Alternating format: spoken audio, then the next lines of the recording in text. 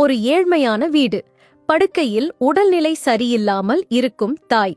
அருகில் 15 வயது மகன் அழுது கொண்டு அவள் கையை பிடித்திருக்கிறான். அம்மா, நீயும் என்ன விட்டு போயிடாதே. அப்பாவையும் இழந்துட்ட, நீயும் போயிட்டா நான் அனாதை ஆயிடுவேனே.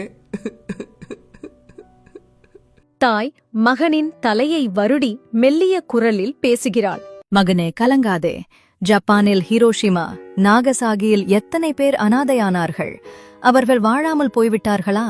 உன் தந்தை அடிக்கடி சொல்லும் ஒரு ரகசியத்தை உனக்கு சொல்கிறேன். மகன் ஆர்வமாக பார்க்கிறான். தாய் தன் மகனுக்கு வாழ்க்கை பாடத்தை சொல்கிறாள். நீ ஒரு கலைஞனாக மாறி பிழைத்துக்கொள்.